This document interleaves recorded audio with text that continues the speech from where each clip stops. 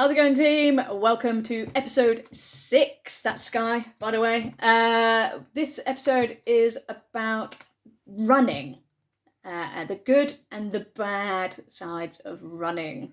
I think disclaimer to begin with, we are not runners. Yeah, I would never prescribe anyone to run either. But I dislike a personal trainer that runs with, unless you're a running coach. Yeah, that's different. That's different, yeah. Personal training, running seems kind of redundant, but that's another topic, I suppose. Yeah. So we're going to say what we think are the good things about running and what we think are the bad things about running. Obviously, if you have a different opinion, then let us know. Should we start with the bad or the good? I think the good. The good, okay. Yeah. I mean, I get running is probably the go-to. I want to get fit, so therefore I'm going to go out for a run. Rather than because if you want to cycle, you have to have a bike. If you want to go swimming, you have to go to somewhere to go swim, whether it's a pool or if you live by the coast, you go in the sea or whatever. Yeah, I would say it's probably the easiest exercise that you can achieve cardiovascularly. I imagine, because obviously you can do squats and things like that if you wanted to. Obviously not very heavy, but body weight's good. So yeah, I would say ease. Yeah. You could actually go out your house. The easiest stuff is rarely the best things to do. Mm-hmm. So I think biggest pluses that I see from running, people are quite consistent with running. So they do it because they feel that there's a sense of achievement from it because they're getting further or they're doing a quicker time and things like that. I found that sense of community to it. Yeah, that's what I was about to say. Park runs, triathlon training, marathon training, going out for a run with your mate, whatever it may be. Yeah. There tends to be this ease to that as well. Not like running clubs, whatever. But I think mental health is probably my biggest one from running. Yeah, I think. But you're not limited really to when you can't run. So it's not like, I wasn't able to. It's not like, the roads are closed. Closed, yeah. Whereas like a gym's closed or pools can be closed. So it's like, unless, obviously if it's pretty heavy weather, probably not particularly nice, but you can still do it if you want to. Yeah, I'd say the only weather that you could really not run in would be snow. Unless you had some special spiky boots. Ice. Or but, it's a bit rainy. Just get out and do it if you want to. I think the benefits people get mostly from it is that kind of feeling like they've achieved, and it's the same with the gym for us. Like it's a 20-30 minute period of their time where they're on their own with their music in, able to just focus on them and what they're trying to do. But I would say that's not just a sole thing that running gives. Like you can get that from so many things. Yeah. Without the bad stuff, which we could take up the rest of the episode. Probably, you could, running's fine if you're trying to get fitter. And if you insist on running, fine. But if you're happy to endure years of knackered knees, ankles, and like lower back. If that's a fair trade-off, then you crack on and go out running as much as you want. But the reality is it's not very good for you because it's so high impact. Regardless of how good your shoes are, the impact is impact. Yeah, But you have, but you can alternate. You can use alternative terrains to run on. So you could run in sand. Yeah. That's going to be so much better for you because it's soft. That's going to be more muscular.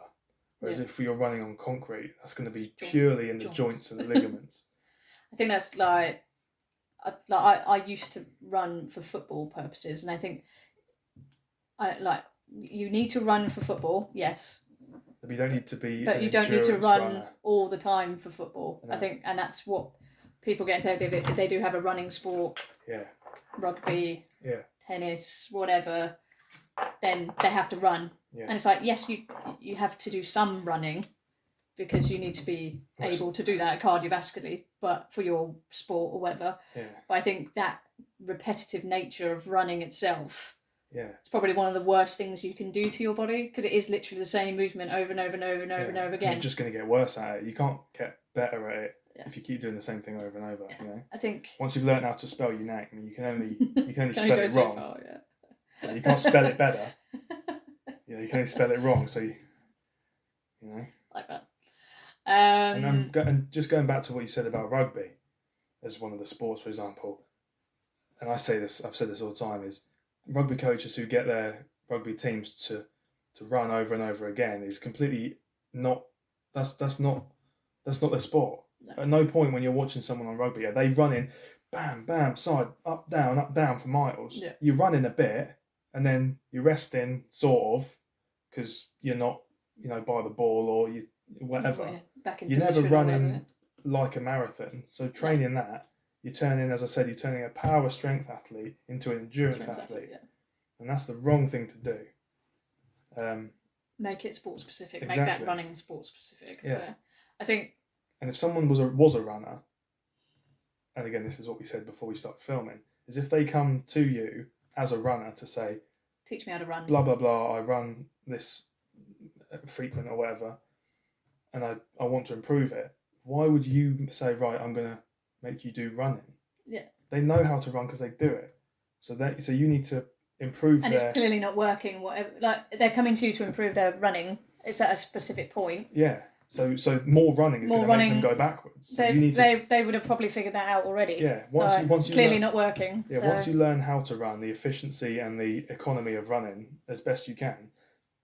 Like I said, you just have to get stronger because that's what powers you. And I covered this when I answered one of the questions in the Q&A, the second Q&A. If anyone's interested and haven't missed it, as to what to do to make you better at running. Without running. And I mean, why would you not do that if you know that running is causing you grief? Yeah. I think I have a client who runs a lot and has run for like decades and not done anything else but run. Yeah. And now I'm having to fix just natural functional movements like a squat or a lunge or posture because all they've done is just run. Yeah. And to be fair to them, no injury, no knee injuries, no ankle injuries, but incredibly tight, incredibly weak. Yeah. Because that's all they've done is run. Yeah, you won't see many muscular, strong endurance runners. No. Sprinting is a different matter. Oh yeah, yeah. Because that's a power strength sport. Yeah. Usain Bolt doesn't go out for 15-mile runs because he doesn't need to.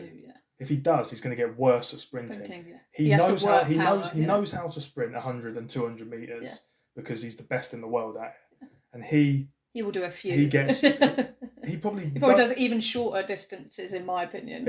Maybe. Yeah. But acceleration and that's 90%, I reckon, of his training, and I haven't looked into it, so I might be wrong, is done in the weight room. Yeah, in the gym. It'll be power movements in gym, explosive movements. And Usain Bolt's sprint coach has been to Westside and they do Westside stuff. Yeah. So Louis says, and he doesn't. That's the place. That's like he's learning how to move quicker from by creating power from a racing and strength start.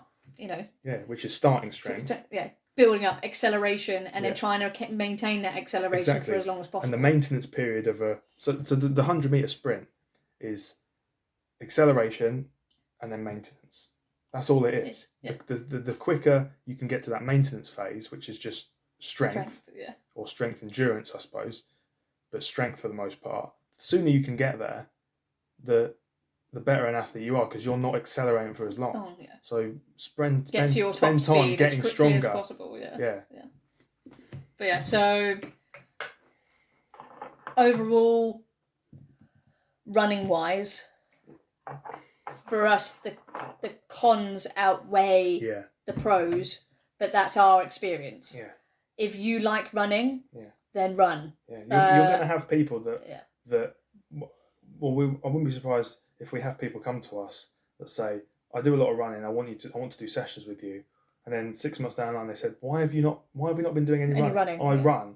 Yeah. It's like, why would I? Why would I? So I think the point Jake's trying to make is we're trying to focus on, like, if you do run, then we can help you, because we're going to help you probably alleviate some of the injuries that you could potentially get. But overall, we'd say if you're not running for a specific purpose, so if you're a marathon runner, then that's your sport. If you're running because you're doing it for some sort of fitness, but you have other alternatives, yeah. If you have the option to cycle, to swim, to do weight training, box, or to do whatever, boxing, whatever, they're going to be better for you. I mean, if you don't want to do any of those and you want to do something that purely just involves, moving your legs, so to speak, power walking with weight in a rucksack is going to be no impact, and it's going to be a hell of a lot better for burning fat. And if you have any muscle, that will retain it, whereas running will remove it. Sky agrees. Yeah, Sky agrees. So in summary, if you enjoy running, if you insist on running, crack on. Do it. But be aware that you can hurt yourself, and there are very long-term effects of it. It's not as good for you as people think other than cardiovascular endurance. But that doesn't mean that's the best way. Yeah. So.